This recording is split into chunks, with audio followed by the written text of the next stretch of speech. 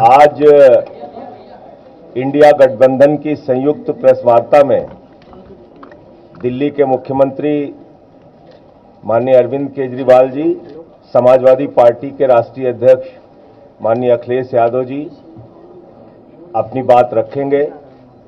दिल्ली के मुख्यमंत्री केजरीवाल जी इंडिया गठबंधन के लिए उत्तर प्रदेश में जनता से अपील करने के लिए आए हैं, वोट मांगने के लिए आए हैं। मैं उनसे अनुरोध करूंगा विनम्रतापूर्वक कि वो अपनी बात रखें।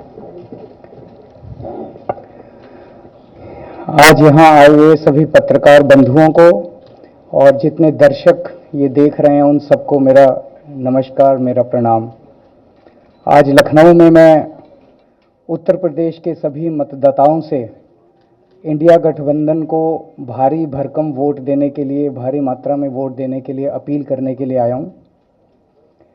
मैं 4 बातें रखना चाहता हूं।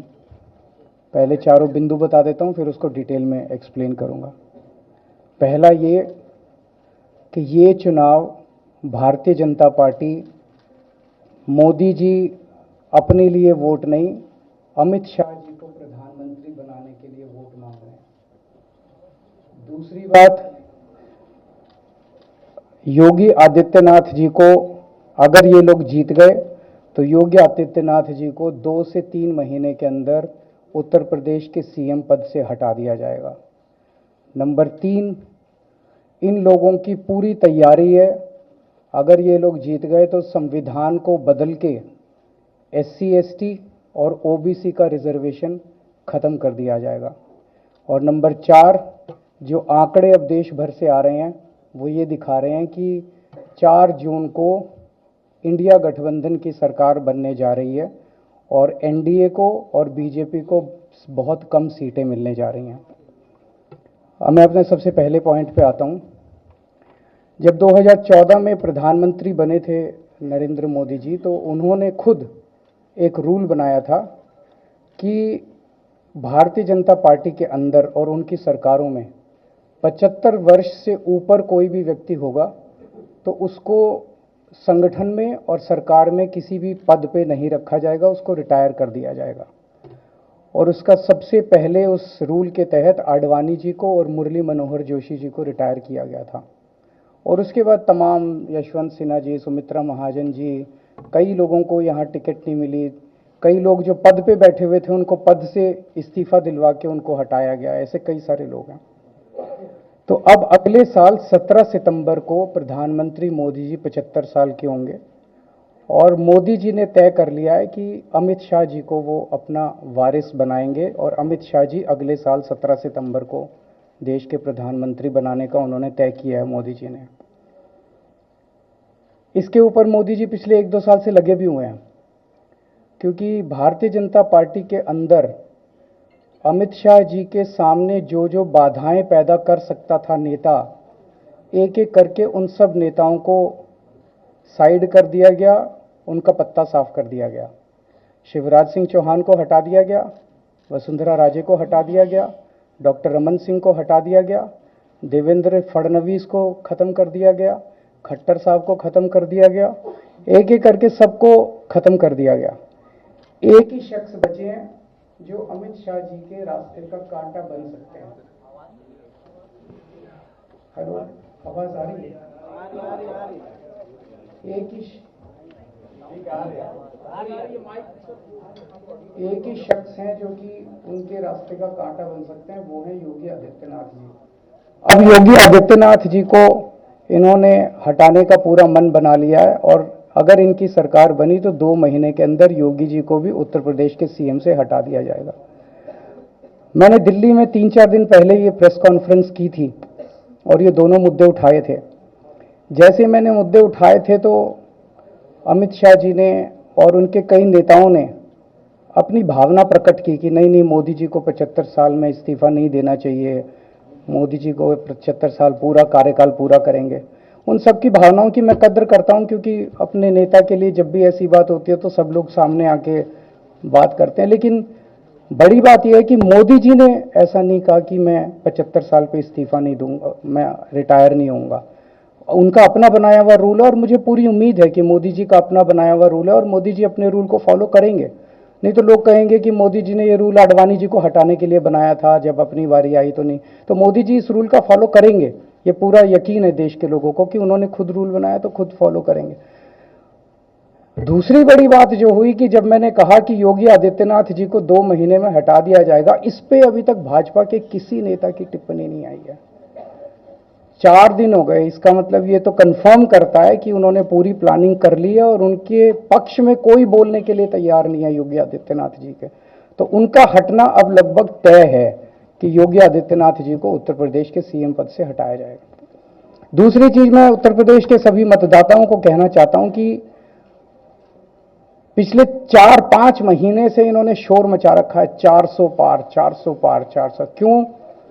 कहते हैं नहीं मोदी जी कुछ बड़ा काम करना चाहते हैं। तो लोगों ने खोद खोद के पूछा, भाई क्या बड़ा काम करना चाहते हैं, कुछ बताओ तो सही।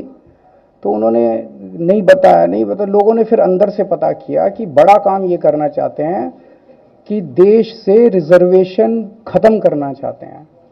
हम जानते हैं कि इनका जो पूरा इकोसिस्टम है, आरएसएस, बीजेपी, शुरू से ये लोग रिजर्वेशन के खिलाफ रहे हैं। इनकी पूरी की पूरी मानसिकता रिजर्वेशन के खिलाफ रही है।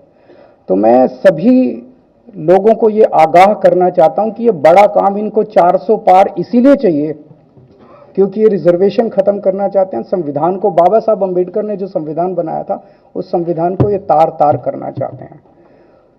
पूरे देश भर से अब जो ट्रेंड आ रहे हैं, वो ट्रेंड ये दिखाते हैं कि भारतीय जनता पार्टी को 250 से भी नीचे, मेरे हिसाब से 220 के आसपास, 3-4 दिन पहले भी मैंने कहा था, 220 से कम सीटें इनकी आती हुई नजर आ रही हैं। आप हिसाब लगा लीजिए। मैं हरियाणा होके आ रहा हूं कल परसों, हरियाणा में इनकी बहुत कम हो रही हैं, दिल्ली में इनकी बहुत कम हो रही हैं, पंजाब में मुझे नहीं लगता इनकी कोई सीट आ रही है, कर्नाटक में इनकी काफी कम हो रही हैं, महाराष्ट्र में इनकी बहुत कम हो रही हैं, बंगाल में इनकी कम हो रही हैं, यूपी में इनकी कम हो रही हैं, बिहार में इनकी कम हो रही हैं, झारखंड में इनकी कम हो रही हैं, राजस्थान में इनकी कम हो रही हैं। तो इनकी सीटें आ कहां रही हैं?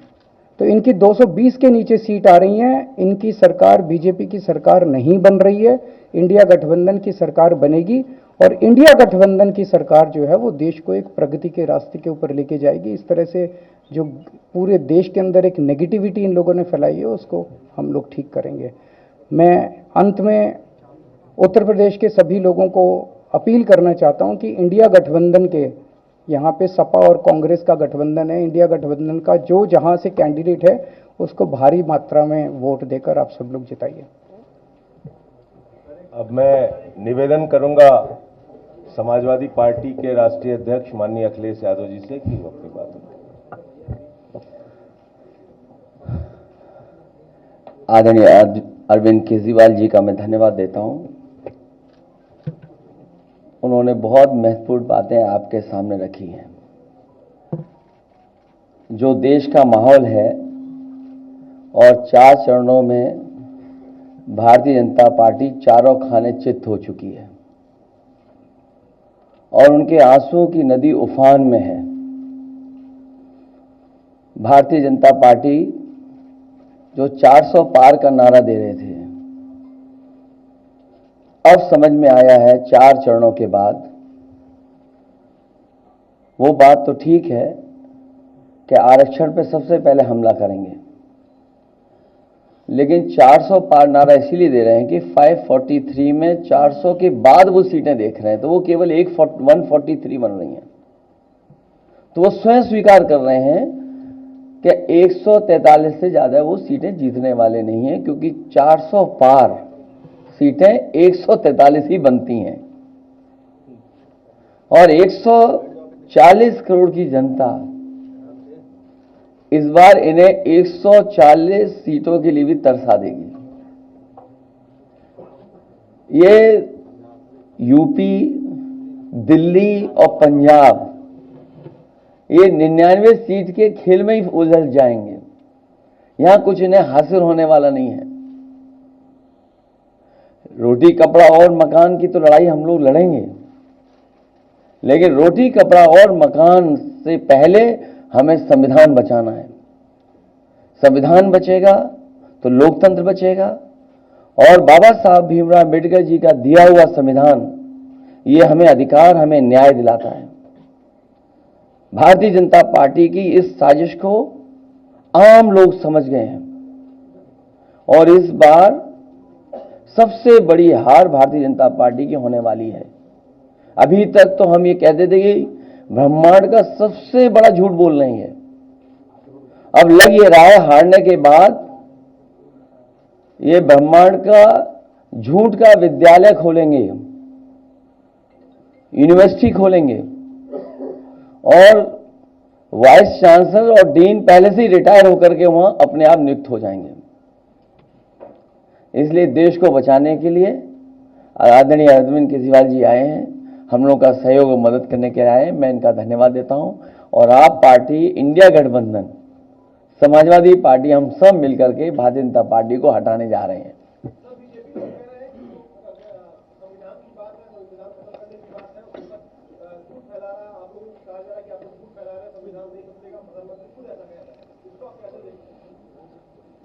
उनकी कौन सी बात सच निकलेगी? अभी आपसे ही कहा कि 75 साल वाला जो वो है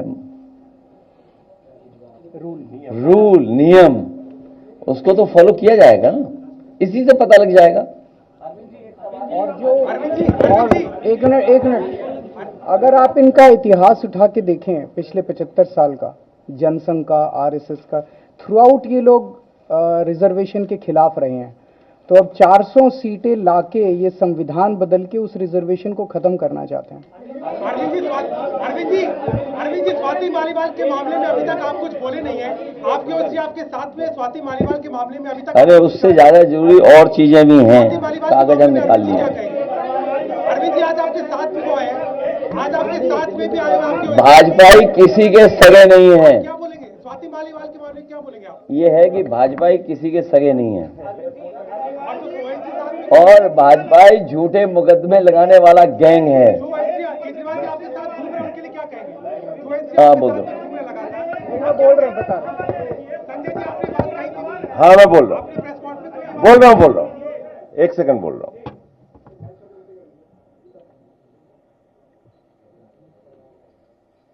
सब लोग, पूरा देश हतप्रभ है, दुखी है, आज तक पीड़ित है। मणिपुर के अंदर एक कारगिल योद्धा की पत्नी को निवस्त करके घुमाया गया, सैकड़ों महिलाओं के साथ दरिंदगी हुई, भारत के प्रधानमंत्री खामोश रहते हैं। हजारों महिलाओं के साथ प्रज्वल रवन्ना ने बलात्कार किया, दरिंदगी की, मां की उम्र की महिलाओं के साथ। प्रधानमंत्री कहते हैं ये भारत को मजबूती देगा, इसी को वोट देना। ये भारत का भविष्य है प्रज्वल रवन्ना, उसको भगा दिया जाता है बीजेपी के द्वारा। पहलवान बेटियां जब जंतर मंतर पे लड़ रही थीं न्याय मांगने के लिए, तो यही स्वाति मालीवाल जो महिला आयोग की अध्यक्ष थीं, रात में उनके समर्थन में गई थी, पुलिस के लोगों ने घसीट के मारा था। हमने देखा यहीं उत्तर प्रदेश के अंदर कुलदीप सेंगर के मामले में, हाथरस के मामले में, देश के प्रधानमंत्री खामोश रहते हैं, एक शब्द नहीं बोलते। आम आदमी पार्टी हमारा परिवार है, पार्टी ने अपना रुख साफ कर दिया है और मैं चाहता हूं जितने विषय मैंने आपके सामने रखे हैं, देश के प्रधानमंत्री और भारतीय जनता पार्टी को जवाब देना चाहिए। स्वाति मालीवाल के मामले में जवाब देना, जब वो पहलवान बेटियों के लिए जंतर मंतर पे न्याय मांगने गई थी स्वाति मालीवाल जी, उस समय घसीट के मरवाया पुलिस वालों से। तो इसलिए इस पे राजनीतिक खेल ना खेलें, मैं सिर्फ इतना कहना चाहता हूं। धन्यवाद।